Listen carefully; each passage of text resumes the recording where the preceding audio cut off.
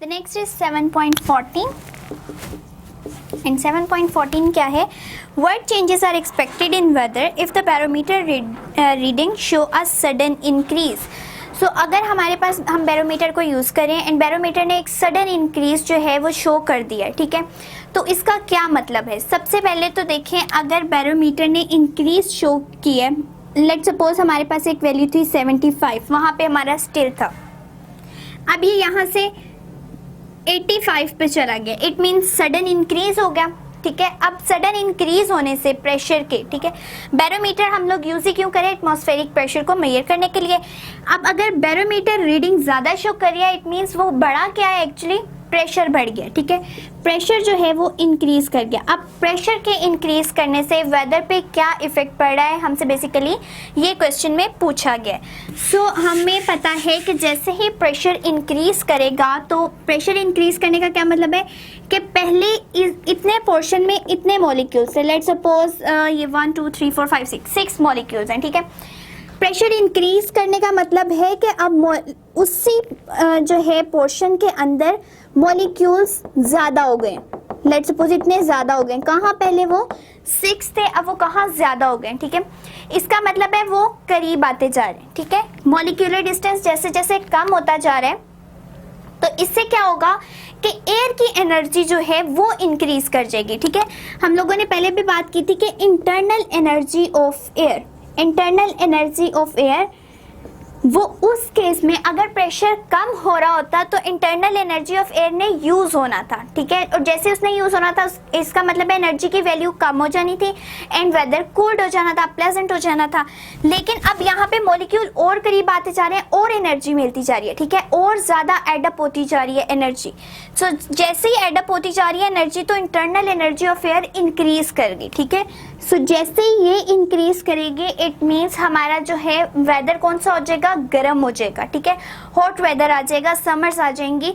तो हमारे high pressure पे जाने से क्या होगा? Internal energy of air increases, due to which the atmosphere या एटमॉस्फेरिक प्रेशर या temperature of the atmosphere will give to rise. So हम इसको वर्डिंग में लिख लेते हैं, due to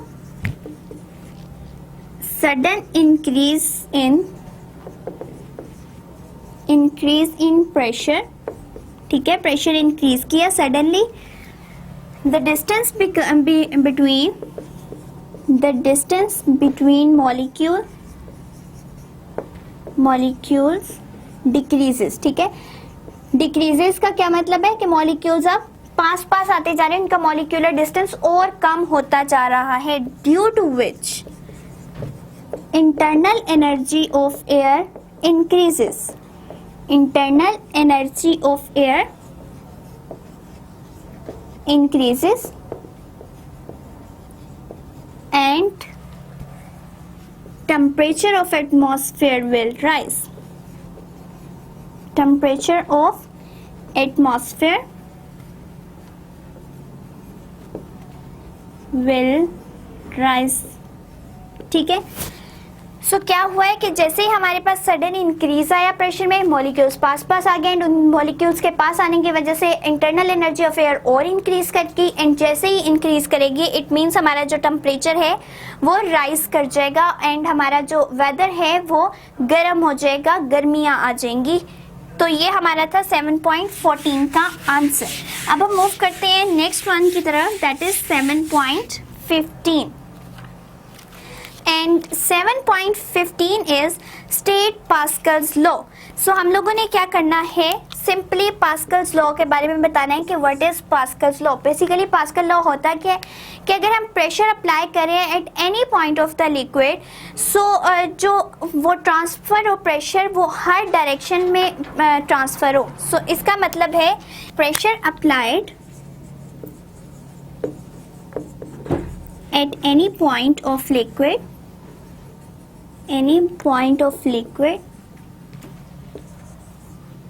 enclosed in a container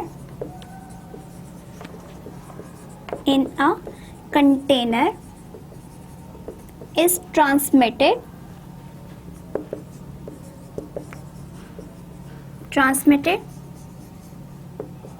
without any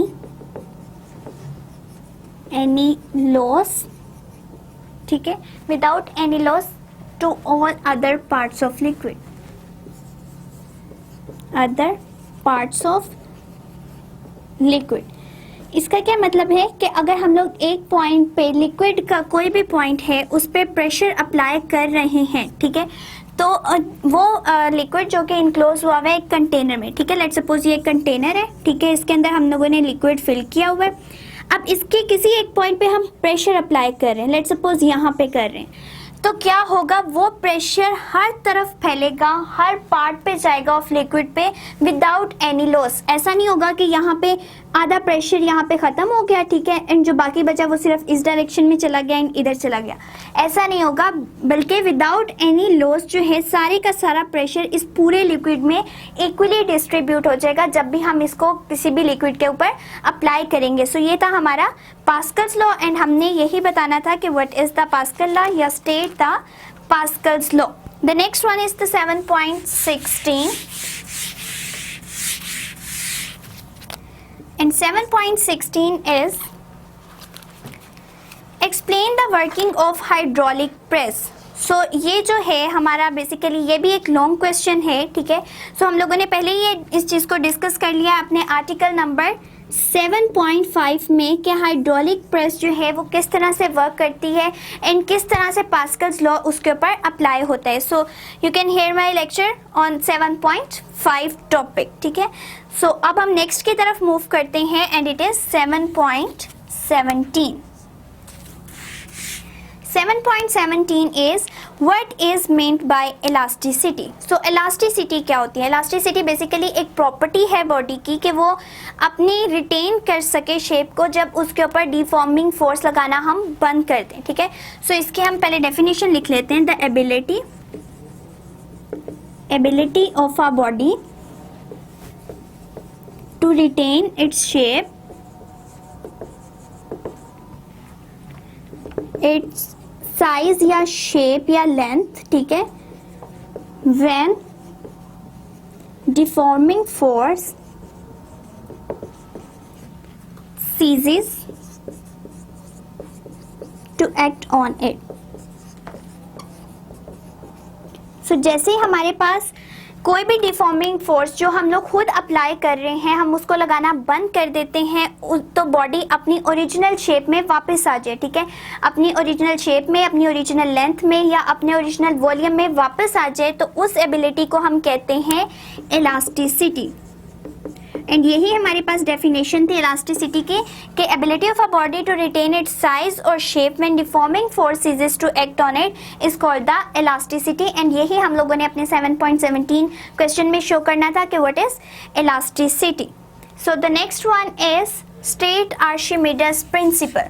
so it is 7.18। अब हमने क्या बताना है कि आर्शिमिडस प्रिंसिपल क्या है, हमने उसकी डेफिनेशन को बताना है, ठीक है। सो आर्शिमिडस प्रिंसिपल के थ्रू हमारे पास क्या आती है, इसकी जो डेफिनेशन है कि when an object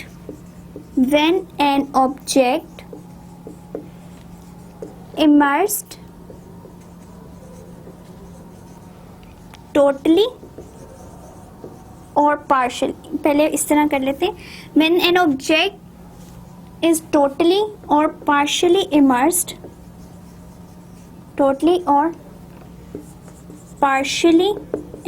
in a liquid,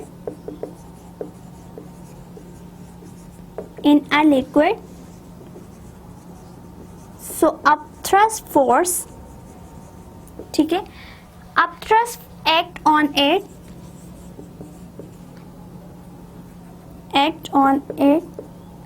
which is equal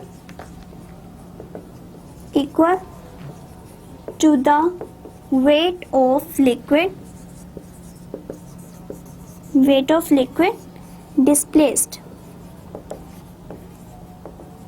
सो हमारे पास आर्शिमिडस प्रिंसिपल क्या है कि जब भी हम किसी ऑब्जेक्ट को डाल रहे हैं, पार्शियली डाल रहे हैं या टोटली, ठीक है, इसका क्या मतलब है, जब हमने एक किसी ऑब्जेक्ट को हाफ इस तरह से डिप किया पानी के अंदर या पूरे का पूरा डिप कर दिया, ठीक है, किसी भी लिक्विड के अंदर, तो उसके ऊपर एक अपथ्रस्ट फोर्स लगेगी, ठीक है। अपथ्रस्ट फोर्स कौन सी होती है? एक अपवर्ड फोर्स, जो कि पानी उसके ऊपर या कोई भी लिक्विड उस ऑब्जेक्ट के ऊपर अपवर्ड फोर्स लगाता है, उसको अपथ्रस्ट फोर्स कहते हैं, ठीक है।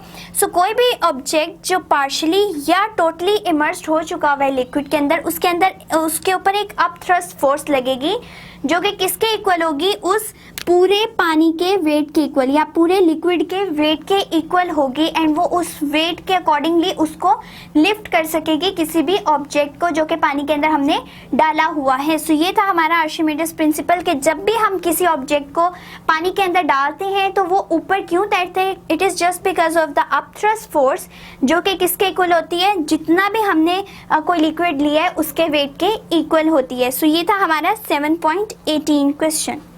सो द नेक्स्ट वन इज 7.19। 7.19 है कि what is upthrust and explain the principle of flotation. So upthrust जो है वो एक बेसिकली डेफिनेशन हमसे पूछी गई है, एंड जो नेक्स्ट पोर्शन है कि explain the principle of flotation, ये एक पूरा हमारे पास लॉन्ग क्वेश्चन है। सो हम अपथ्रस्ट से स्टार्ट करते हैं कि the upward force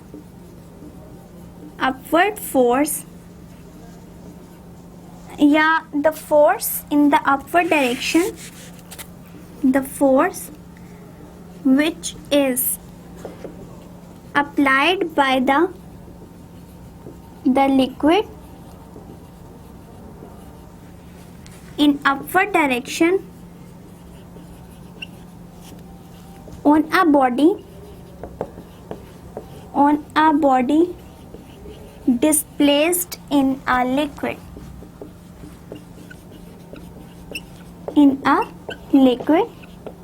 is called upthrust force, ठीक है। सो एक ऐसी फोर्स जो कि किसी भी बॉडी में लग रही है, ठीक है, जो कि एक लिक्विड जो है अप्लाई कर रहा है किसी भी बॉडी के ऊपर इन अपवर्ड डायरेक्शन, उसको क्या कहते हैं? Upthrust force. लाइक इस डेफिनेशन के अकॉर्डिंग कि जब हम लोगों ने डिस्प्लेस किया है कोई भी बॉडी इन अ लिक्विड, इसका क्या मतलब है कि अगर किसी भी लिक्विड के अंदर हमने बॉडी को छोड़ा है, ठीक है, तो उसके ऊपर एक लिक्विड फोर्स अप्लाई करेगा, ठीक है, एंड वो फोर्स किस डायरेक्शन में होगी? अपवर्ड डायरेक्शन में। इट मीन्स कि जो पूरा लिक्विड है वो अपवर्ड डायरेक्शन में बॉडी के ऊपर एक फोर्स अप्लाई कर रहा है, ठीक है, जो कि पानी के अंदर या किसी भी लिक्विड के अंदर हमने डाली है। सो ये अपवर्ड फोर्स जो होती है that is basically the upthrust force, ठीक है। सो अपथ्रस्ट फोर्स कौन सी है? जो लिक्विड बॉडी के ऊपर लगाता है इन द अपवर्ड डायरेक्शन। और सेकेंड जो हमारा पोर्शन है कि explain the principle of flotation, ये हमारा लॉन्ग आर्टिकल है, एंड ये 7.7 आर्टिकल पे आप मेरा पूरा लेक्चर सुन सकते हैं for the answer of this question. So the next one is 7.20, ये 7.20। सो स्टार्ट करते हैं next one, and it is explain how a submarine move up the water surface and down into water. So submarine का principal हमने बताना है कि submarine किस तरह से पानी के ऊपर भी आ जाती है एंड पानी के नीचे भी चली जाती है। So when submarine is not filled with sea water, ठीक है, then its weight is less than the weight of liquid या हमें स्पेसिफिकली वाटर का कहा गया तो वेट ऑफ वाटर ही यहाँ पे मेंशन कर देते हैं, ठीक है। सो सबमरीन के अंदर जब पानी नहीं फिल किया गया तो उसका वेट जो है पानी के वेट से कम है, so it will float on the surface of water,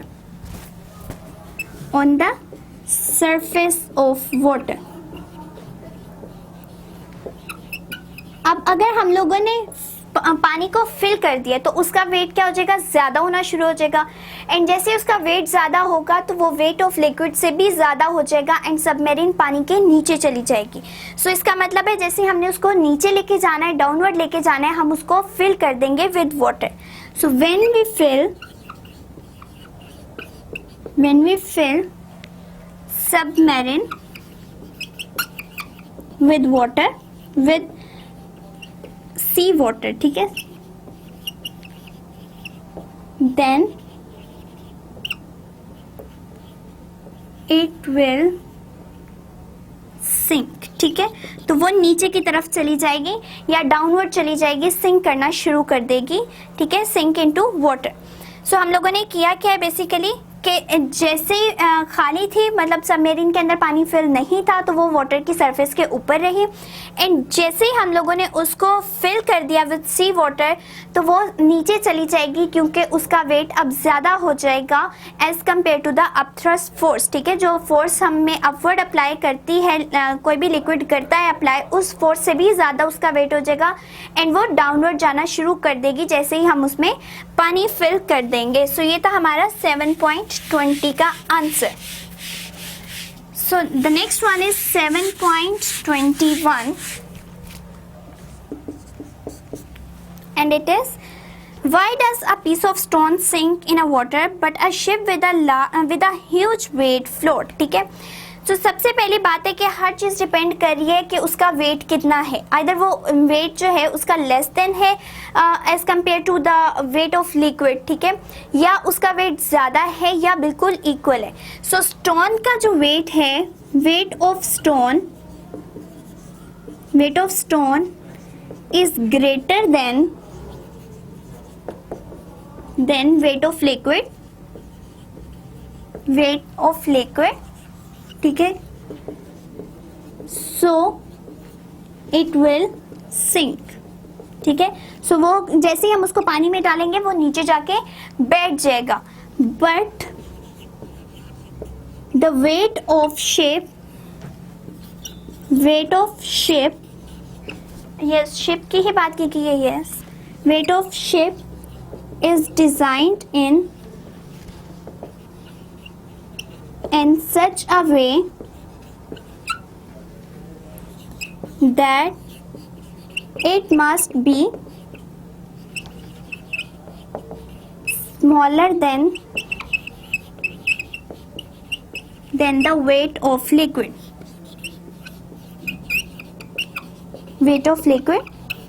so it will float. तो फ्लोट क्यों कर रही है, देखें, अब एक स्टोन था सिंपल जो कि सिंक कर गया पानी के अंदर, क्यों, क्योंकि उसका वेट ज़्यादा होता है as compare to other things, ठीक है, जो स्टोन है उसका वेट ज़्यादा था as compare to the weight of liquid जो जिसके अंदर हम लोगों ने डाला, ठीक है। तो क्या हो गया, जैसे ही हमने उसके अंदर डाला वेट उसका ज़्यादा था तो वो नीचे जाके बैठना शुरू हो गया, ठीक है, वो सिंक कर गया।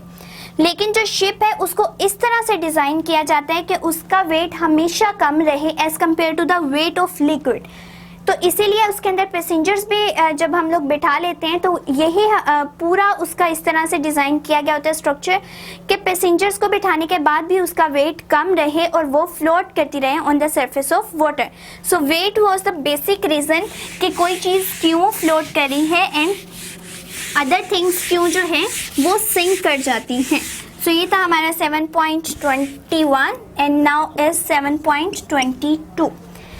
7.22 is what is the Hooke's law and what is meant by elastic limit. So Hooke's law क्या है and elastic limit क्या है? Hooke's law is कि the strain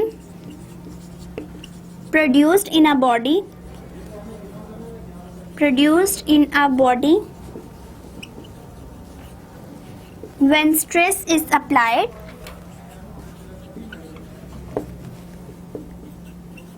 is directly proportional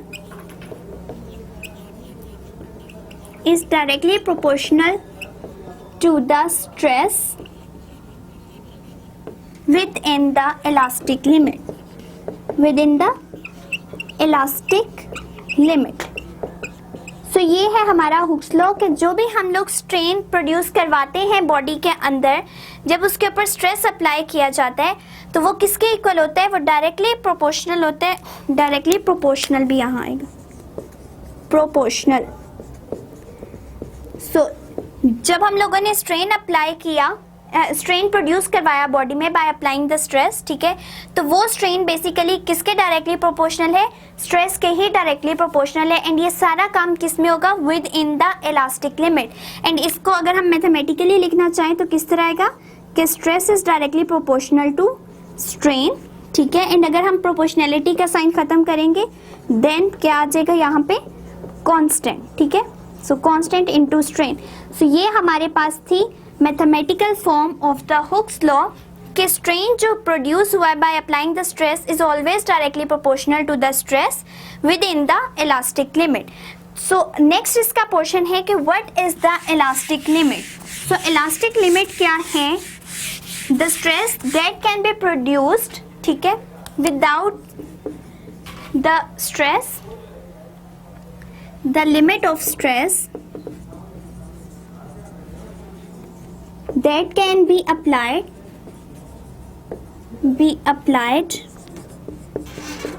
on a body without deforming its shape, size और volume, ठीक है। So हमारे पास लिमिट ऑफ स्ट्रेस जी एंड अ बॉडी जो है हम लोगों ने लिमिट ऑफ स्ट्रेस इतनी अप्लाई करनी है that can be applied on a body, ठीक है, without any deformation of the body shape, volume and size, ठीक है। तो जितनी भी हम लोग स्ट्रेस को अप्लाई करें इस हद तक कि बॉडी के जो है वो डीफॉर्म ना कर जाए, या इस तरह से भी इसको लिखा जा सकता है कि या बॉडी डीफॉर्म ना करे या हम लोग कहते हैं कि अपनी ओरिजिनल शेप को रीस्टोर कर सके, ठीक है। विदाउट डिफॉर्मेशन भी हो सकता है काम, या on a body so it can restore its shape, size और वॉल्यूम, ठीक है। सो दोनों बातें हो सकती हैं कि या तो वो डिफॉर्मेशन क्रिएट ना हो जाए परमानेंटली, या बॉडी के ऊपर अगर हम स्ट्रेस अप्लाई कर रहे हैं तो वो इस हद तक हो कि बॉडी अगेन रीस्टोर कर सके अपनी किसी भी शेप को, अपने साइज को और अपने वॉल्यूम को। उस लिमिट को हम कहते हैं कि it is the elastic limit. So ये था हमारा क्वेश्चन नंबर 7.22 जिसमें हमने दो चीज़ों को डिस्कस किया। First was the Hooke's law and second is the elastic limit के इलास्टिक लिमिट क्या होती है। The last one is the activity and 7.3 is all about the activity. We are not going to discuss it, so it was the end of the chapter.